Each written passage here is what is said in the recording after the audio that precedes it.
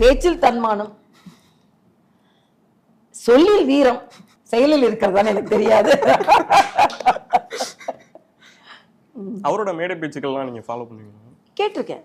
சுவையா பேசுறாரு, சுவையா சிரிக்கவும் செய்யறாரு. பேச்ச விட அந்த ஒரு சிரிப்பு அப்படின்றது. ஆக்சுவலா எனக்கு சின்ன வயசுல இப்படி காமிக்கிற பழக்கம் உண்டு. ஸ்கூல்ல நான் காமிப்பேன். ஆனா நான் இப்படி காமிச்சா அப்புறம் சீமா மாதிரி நீங்க காமிக்கீங்கன்னு சொல்லிடக்கூடாது. எனக்கு கட்சியில பாத்தீங்கன்னா என்னோட அப்படி ஒரு காமிக்கிற பழக்கம் உண்டு. அந்த செயல்லாம் இளைஞர்களை ஈர்த்திருக்கிறது. நன்றாக எல்லாரையும் பாட்டனாக்கி விடுகிறார், பாட்டியாக்கி விடுகிறார். ஒரு ஒரு துடிப்பு மிக்க ஒரு தலைவர் தான். பாராட்டக்கூடிய ஒன்று தான். தனித்துவமாக இருந்து கொண்டு இருக்கிற பாராட்டக்கூடிய ஒன்று தான். நேர்ல நீங்க 2 பேரும் மீட் பண்ணிக்கும் போது என்ன பேசுவீங்க? நேர்ல நான் ரொம்ப மீட் பண்ற பழக்கம் இல்ல. ஆனா ஒரு முறை அவருக்கு எனக்கு ஒரு கடுமையான விவாதம் வந்தது. தந்தி தொலைக்காட்சியில ஒரு விவாத நிகழ்ச்சியில கலந்து கொள்கிறார்.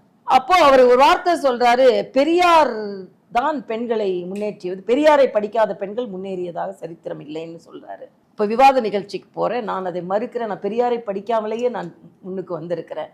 ஆனா பெரியார் பெண்ணிய அந்த சமூக நீதியை ராமாயணம் எனக்கு சொல்லி கொடுத்துருக்கிறது, மகாபாரதம் எனக்கு சொல்லி கொடுத்துருக்குன்னு சொல்லி கொஞ்சம் கடுமையான விவாதம் 2 பேருக்கும் வந்துருச்சு.